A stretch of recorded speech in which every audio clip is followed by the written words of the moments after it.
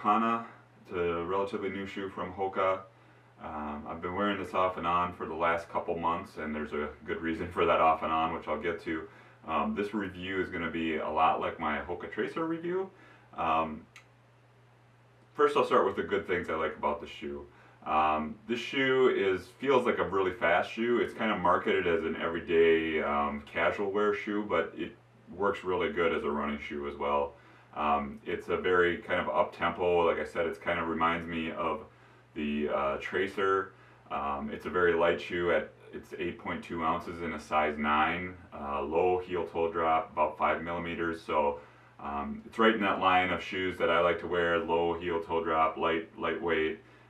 This is, like I said, a very fast shoe. It's not very flexible, as you can see. It's pretty firm, which makes it responsive, and you really feel like you can go fast in the shoe.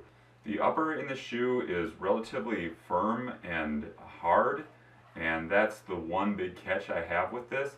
There are perforations up here in the toe, and on my left foot only, it basically acts like a cheese grater on the top of my toes.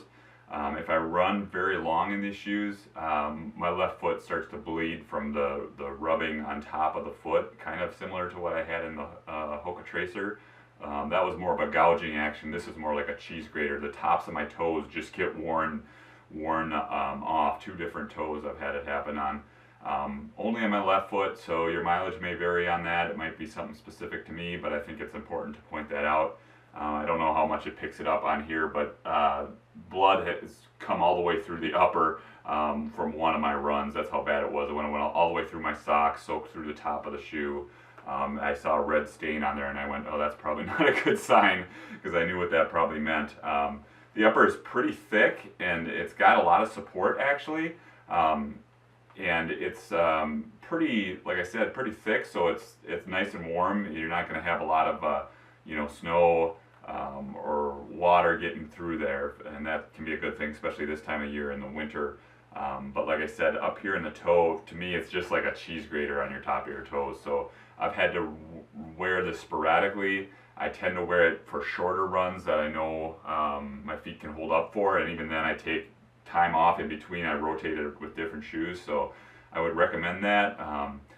Overall, like I said, I really like the shoe. I really wish it didn't have that one drawback, because it does feel like a fast shoe. It's plenty comfortable, and it's kind of a shame that that has to happen. So I'm still giving it a chance. I'm still rotating it in there and hoping my toes either build up to that, be able to withstand that. I know they have come out with a new edition of this, so I'm curious to see if the new version fixed that problem.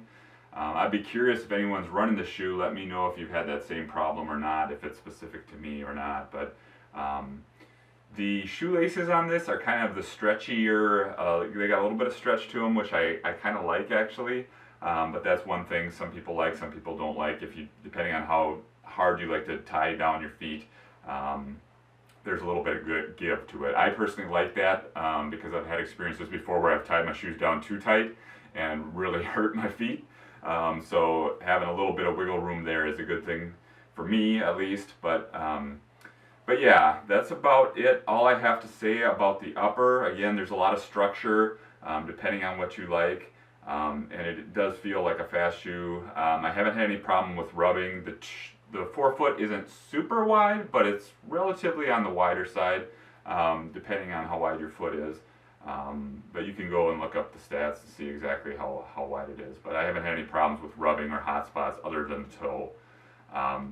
The sole is exposed foam, but it's actually pretty durable. I've run maybe 200-ish miles in these. You can see they're kind of worn smooth down here and a little bit in the forefoot. But for a shoe that is exposed foam, I'm pretty happy with how it's held up so far.